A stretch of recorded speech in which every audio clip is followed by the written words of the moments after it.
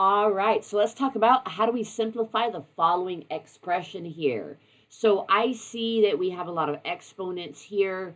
This is a division problem, all raised to a power. Again, a lot of our factors here have exponents, so we do need to be very familiar with the exponent rules in order to do this problem.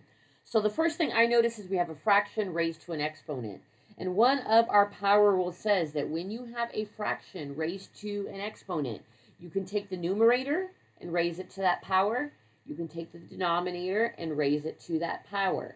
So I'm just going to split up that exponent of a -3 and split that between my numerator and my denominator. I just break it up that way.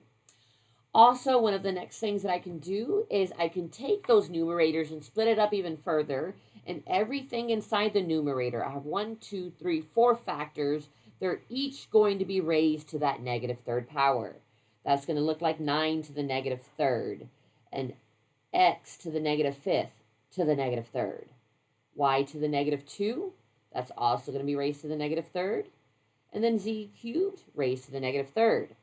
Same thing in the denominator. Everything's going to get raised to that -3rd power. So that's 3 to the -3. That's x to the -3. That's y to the -2, then -3. And z to the -3, then to the -3. One of the other power rules says that when you have a power raised to a power, you can simplify that by multiplying those. So this 9 to the -3rd, I'm going to leave put for right now while we deal with that power rule. So just move over the x. -5 times -3 is a 15. Move over the y. -2 times -3 is a 6. Move over z, and 3 times -3 is a -9. In our denominator, again, move over your number and simplify the exponent. So just move over that x to the -3. This is y now to a +6. This is z to a 9.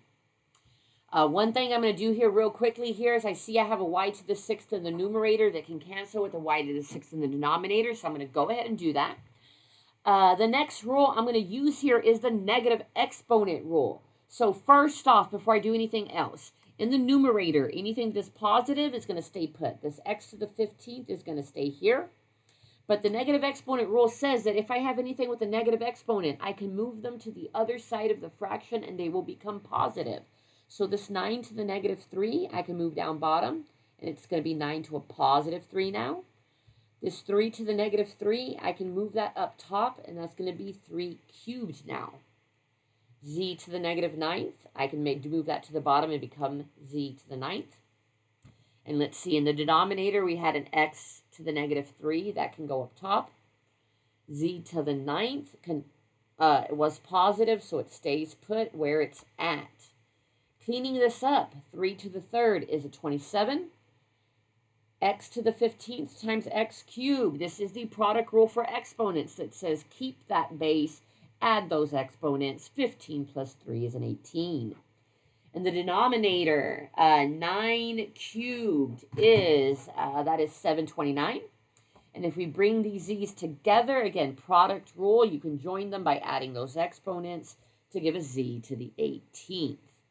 We can do one more simplification here in this problem.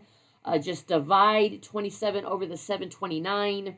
So 729 happens to be 27 times 27. So this problem, move over your variables. This 27 cancels with this 27, leaving us with this 27 here left over. So that is our final answer for this problem.